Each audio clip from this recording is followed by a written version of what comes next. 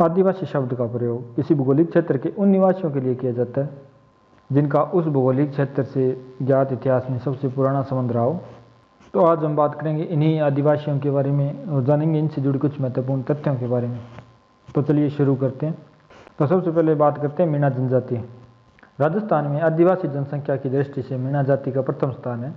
यह राजस्थान के सभी क्षेत्रों में पाई जाती है, लेकिन मुख्यतः जयपुर, अलवर, दौसा, सवाई माधोपुर, करौली और उदयपुर जिलों में निवास करती है। कन्नड़ टोड के अनुसार अजमेर से लेकर आगरा तक काली खो पर्वतमाला को मीणा जाति का मूल निवास मानते हैं। मीणा जाति अपनी उत्पत्ति भगवान विष्णु के 10वें अवतार यानी कि मत्स्य अवतार से होना मानती है। मीणा शब्द की उत्पत्ति मीन शब्द से हुई है, जिसका अर्थ है मछली। कुछ लोगों का यह भी मानना है कि मीणा बाहुल्य के कारण ही अलवर, भरतपुर आदि क्षेत्र को मत्स्य प्रदेश कहा जाता था। मीणा जनजाति के गुरु आचार्य मगन सागर मुनि थे। आचार्य मगन सागर ने ही मीणा जाति की मीणा पुराण की रचना की। राजपूताना के कई राज्यों में मीणा जनजाति सदियों से निवास करती आ रही है। मीणा जन्मजात सैनिक थे और अपने आप को क्षत्रिय मानते थे। ढूंढाड़ के कई इलाकों में सैकड़ों वर्षों तक मीणाओं का जनपद रहा और कर्नल जेम्स टोड के अनुसार दुल्ला राय ने मीणाओं को पराजित किया और कछवाया राज्य की नींव डाली। लेकिन मीणाओं का एक वर्ग छापामार युद्ध करके कछवाया शासकों को चुनौती देता रहा।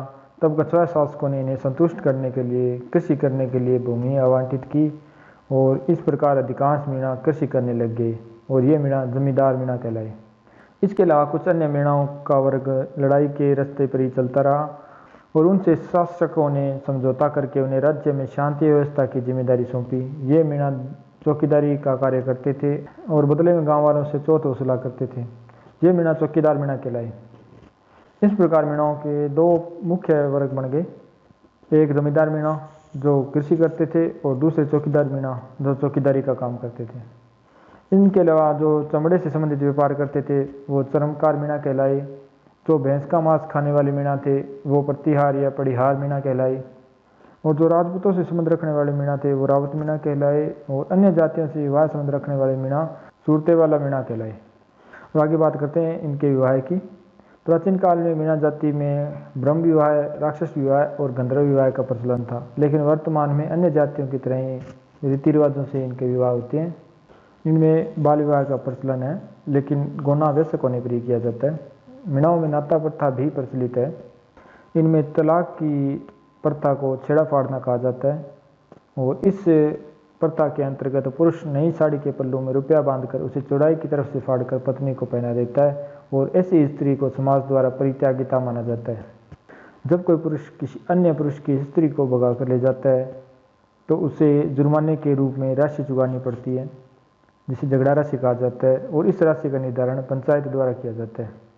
और मीणाओं में निसंतान दंपति को पुत्र गोद लेने का अधिकार प्राप्त होता है।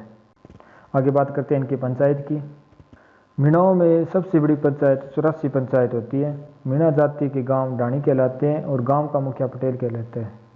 अगली बात करते हैं इनके मेले और त्योहारों के बारे में। जीण माता मीणाओं की आराध्य देवी है। जीण माता का मेला रेवासा सीकर में नवरात्रों के दौरान आयोजित होता है। सिरोही जिले के पोसलिया गांव के समीप गौतम महादेव में बनने वाला बुरिया बाबा का मेला मीणाओं का एक विशाल मेला है। यह 2 दिवसीय वार्षिक मेला पश्चिमी राजस्थान के आदिवासियों का सबसे बड़ा मेला है। आगे बात करते हैं इनके पहनावे की। मीणा पुरुष धोती व कमीज पहनते हैं तथा सिर पर साफा बांधते हैं। स्त्रियां घाघरा, कांचली व ओढ़नी का प्रयोग करती हैं। शहरी क्षेत्रों में व्यक्ति पैंट, शर्ट आदि आधुनिक वस्त्र ही पहनते हैं।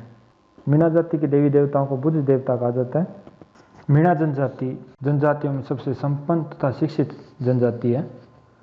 तो अगली वीडियो में बात करेंगे भील जनजाति के बारे में। अभी के लिए बस इतना ही। जय हिंद, वंदे मातरम।